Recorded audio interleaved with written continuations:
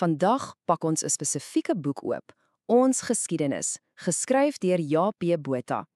Dit vertel die verhaal van die boere-Afrikaners, die nasate van vroeë Europese setlaars in Suid-Afrika, vanuit 'n baie duidelike hoek.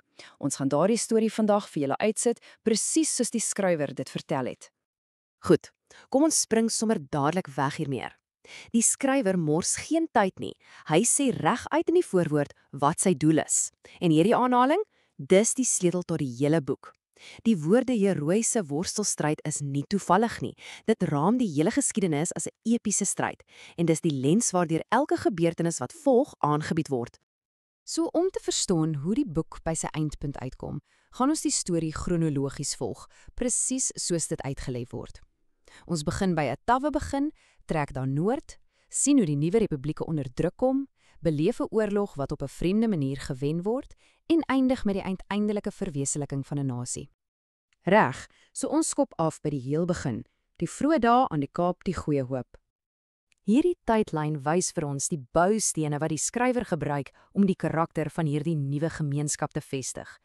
Die koms van die Vryburgers, byvoorbeeld, word gesien as die oomblik toe die Kaap ophou het om net 'n stopplek te wees en 'n regte tuiste geword het. En kyk na haar laaste punt, die opstand teen die goewerneur. Dit word voorgehou as die eerste groot voorbeeld van die boek se kerntema, 'n stryd teen onregverdige gesag. Die boek hamer nogal op hierdie punt, dat die kolonie nie in vrede en gemak gebore is nie, maar gesmee is in die vuur van konstante uitdagings. Volgens die skrywer het hierdie aanhoudende stryd teen die kompanie, teen die natuur, teen korrupsie, 'n baie spesifieke tipe mens geskep, veerkragtig, onafhanklik en gewoond daaraan om vir homself te veg. En daai einste drang na onafhanklikheid?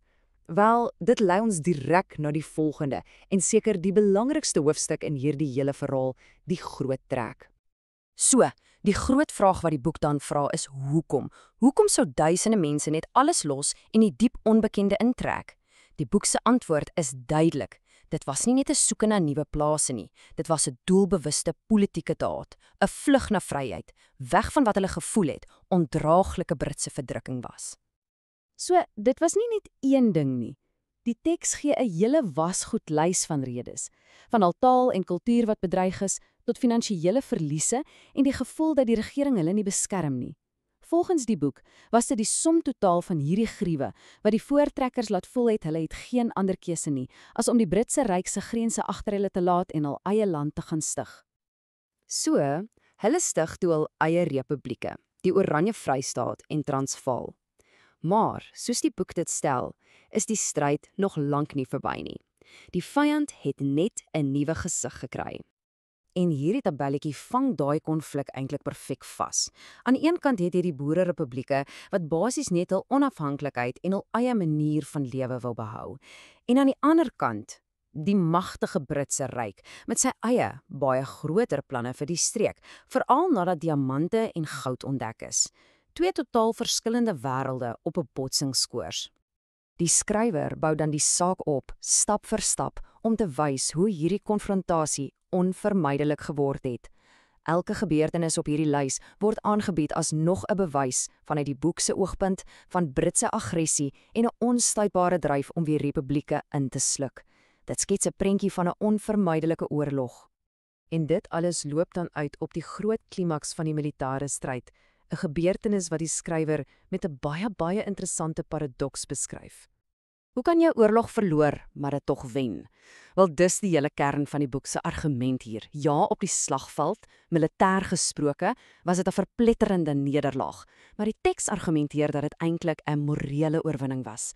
Dit het die Afrikaner nasionalisme nie gebreek nie, inteendeel, dit het dit gesimenteer en die wil om te oorleef selfs sterker gemaak. Die bron lê geweldige klem op die lyding tydens hierdie oorlog. Die verskroeide aardebeleid en die toestande in die konsentrasiekampe, wat die skrywer moordkampe noem, word aangebied as die uiterste beproewing. Vanuit die teks se oogpunt was hierdie gedeelde trauma die finale vuurdoop wat 'n onbreekbare nasionale eenheid gesmee het uit die as van die verslaane republieke. Reg, so kom ons beweeg na die laaste afdeling en kyk hoe hierdie morele oorwinning dan in die 20ste eeu omgesit is in 'n werklike politieke oorwinning. Na die oorlog, soos die boek dit vertel, het die stryd niet van arena verander, van die slagveld na die stembus. Hierdie tydlyn wys daardie lang politieke pad, stap vir stap, weg van Britse beheer en in die rigting van die uiteindelike doel, 'n heeltemal onafhanklike republiek. Die boek bied die Nasionale Party se uiteindelike bewindsoorname aan as die laaste, deurslaggewende hoofstuk om die nasie se toekoms te verseker. Hulle politieke program, soos hieruit ingesit, het 4 hoofdoelwitte gehad. Een hiervan was die implementering van die beleid van rasse-apartheid, 'n stelsel van wetlik vasgelede rasseskeiding wat in die bron aangebied word as 'n noodsaaklike deel van hierdie finale politieke doelwit. En dit alles bou op na hierdie aanhaling, die titel van die laaste hoofstuk. Dit vang die hele gevoel van die boek se slotsom vas.